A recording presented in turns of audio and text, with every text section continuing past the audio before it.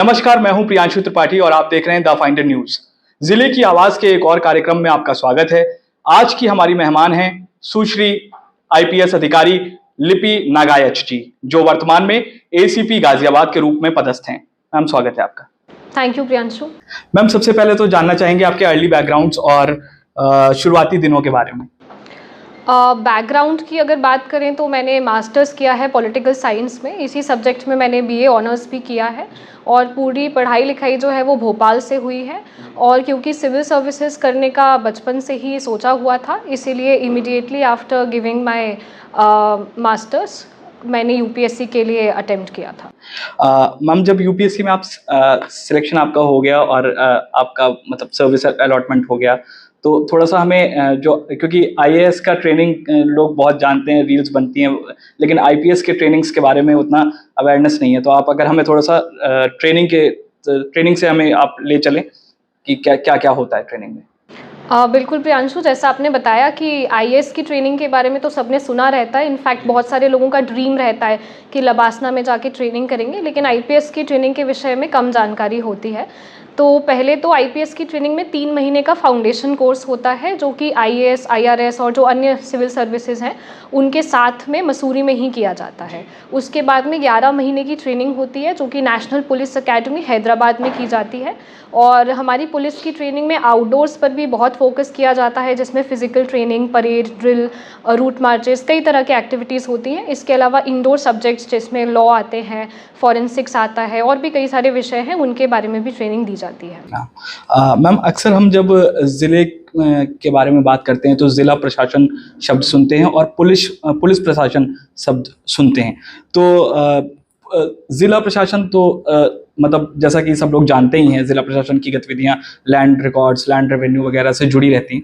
Police प्रशासन की ज़िले में क्या भूमिका है और किस तरीके से अलग है, या किस तरीके से आप लोग समन्वय आपस में स्थापित करते हैं? जिला प्रशासन एक बहुत ही वाइडर टर्म है और मेरे ख्याल से जो पुलिस प्रशासन है वो भी जिला प्रशासन का ही एक महत्वपूर्ण हिस्सा है। और पुलिस प्रशासन की मुख्यतः 2 जिम्मेदारियां होती हैं। एक तो होता है लॉ एंड ऑर्डर को कंट्रोल में रखना, किसी भी सिचुएशन को आउट ऑफ कंट्रोल ना होने देना। और दूसरा मुख्य काम रहता है इन्वेस्टिगेशन करना। कहीं पर भी अगर क्राइम की सूचना मिली है तो वहाँ पे मौके पे जाके सीन ऑफ क्राइम का इन्वेस्टिगेशन करना और मौके से जो अभियुक्त हैं उनकी गिरफ्तारी करना। और इसके बाद में सबसे महत्वपूर्ण काम तो ये होता है कि जिन लोगों ने अन्याय किया है उन पर सही से कार्रवाई करके चार्जशीट लगा के और कोर्ट में पैरवी की जाए, जिससे फाइनली उनको कन्विक्शन भी मिले। Ma'am, bureau of police research and development ने इन नेशनल पुलिस मिशन के तहत transforming force psychology into service psychology के उद्देश्य को स्थापित किया है। आप अपने कार्य क्षेत्र में इसको कैसे क्रियान्वित कर रहे हैं? I think so this is a very important question, क्योंकि पुलिस को एक फोर्स के रूप में देखा जाता है बिकॉज ऑफ इट्स नेचर, जो कि थोड़ा लोगों को डर भी लगता है काफ़ी पुलिस से इंटरेक्ट करते टाइम पर भी। और जब भी लोग पुलिस का नाम सुनते हैं तो सबसे पहले डर का माहौल बैठ जाता है। तो इस वाले माइंडसेट से बाहर आके कोशिश ये की जा रही है कि लोग पुलिस को एक टूल की तरह देखें, एक ऐसी एजेंसी की तरह देखें जो कि उनके काम में आसानी करे, जो कि उनको सर्विस प्रोवाइडर के रूप में ही हेल्प कर सके। तो हमारी भी कोशिश यही रहती है सारे स्तर पे कि पुलिस को एक हेल्पिंग टूल के रूप में देखा जाए और एक ऐसी एजेंसी के रूप में देखा जाए जिसका काम लोगों की ज़िंदगी को आसान बनाना है। पुलिस प्रशासन जो है वो 2 तरीक़ों से काम करता है। एक तो जैसा कि आपने बताया ज़िला प्रशासन के साथ, और एक सिस्टम है police commissionerate system. Uttar Pradesh देश का वो राज्य है जिसमें ज़्यादातर शहरों में, मतलब सबसे ज़्यादा शहरों में पुलिस कमिश्नरेट सिस्टम लागू किया गया है। ऐसे में पुलिस कमिश्नरेट सिस्टम की क्या उपलब्धियां हैं और कैसे ये जनता के लिए कैसे फ़ायदेमंद है, और पुलिस प्रशासन की अपनी गतिविधि को कैसे ये उसमें कार्यकुशलता में हेल्प करता है आप लोगों को?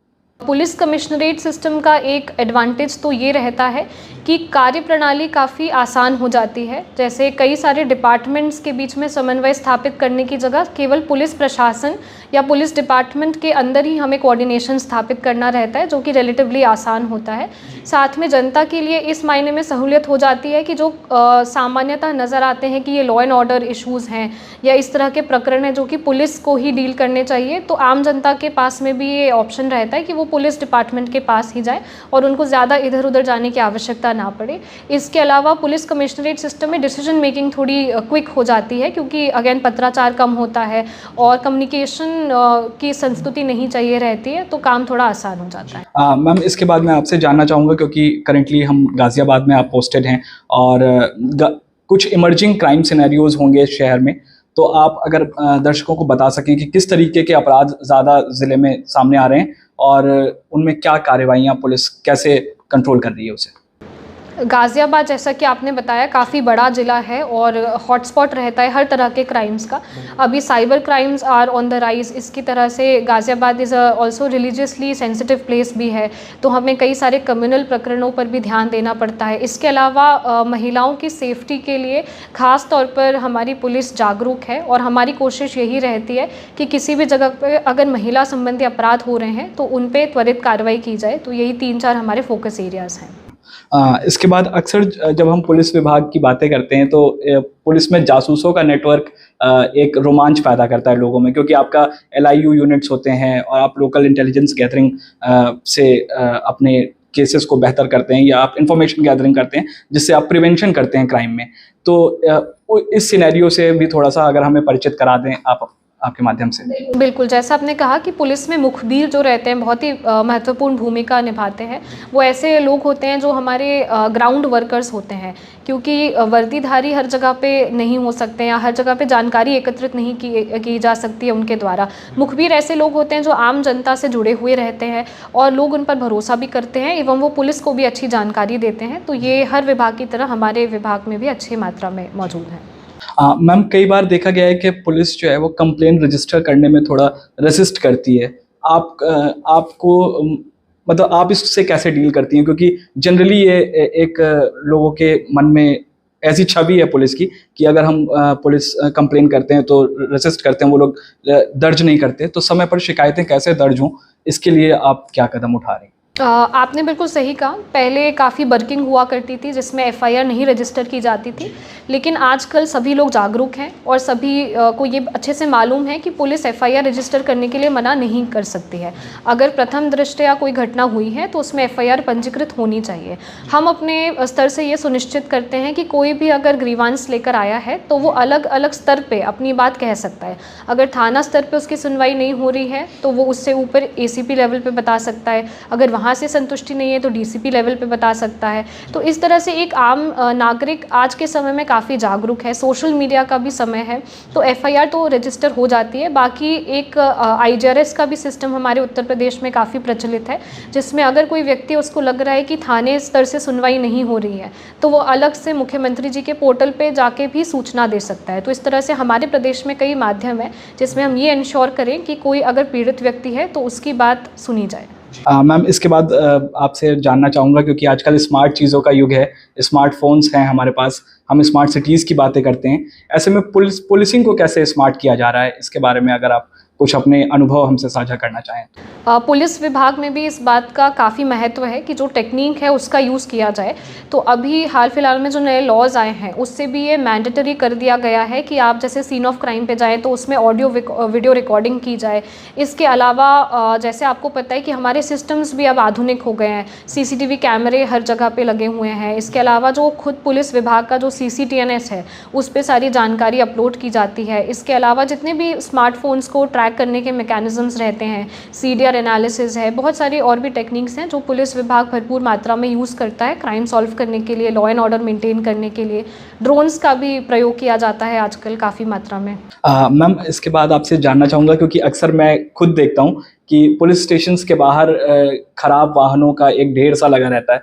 मतलब एक पहचान सी होती है कि अगर खराब वाहन बहुत सारे खड़े हुए हैं तो आसपास कोई पुलिस स्टेशन होगा या कोई पुलिस की कोई यूनिट होगी। तो उनका निस्तारण कैसे करते हैं आप लोग और क्या प्रोसेस है, क्यों ऐसा ये रहता है? पुलिस विभाग में जो माल निस्तारण की कार्रवाई जो आप बोल रहे हैं, ये एक्चुअली 3-4 प्रकार के माल हमारे रहते हैं। जैसे अगर कोई एक्सीडेंट का केस हो गया तो उसमें जो वाहन है वो हमारे पास में आ जाता है। इसके अलावा जैसे अगर कोई अभियुक्त है, उसने कोई घटना किसी वाहन से कारित की है, किसी ट्रक ड्राइवर ने एक्सीडेंट कर दिया है तो वो ट्रक है उसको हम सीज़ कर लेते हैं।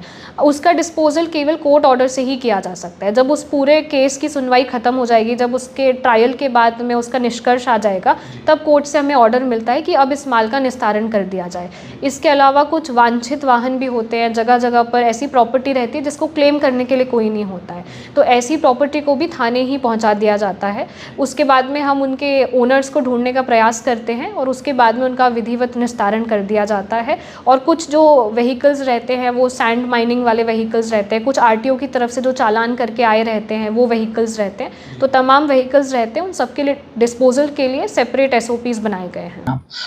मैम, क्योंकि हम बड़े शहर में, मतलब गाज़ियाबाद उत्तर प्रदेश का एक बड़ा शहर है और यहाँ पर युवाओं में मादक पदार्थों के प्रति, मादक पदार्थों के सेवन के प्रति रुचि देखी जा सकती है। ऐसे में पुलिस पर ये अतिरिक्त बर्डन है यहाँ बड़े शहरों में, खासकर अगर हम इस शहर की भी बात करें, गाज़ियाबाद की भी, तो इससे कैसे आप लोग निपट रहे हैं?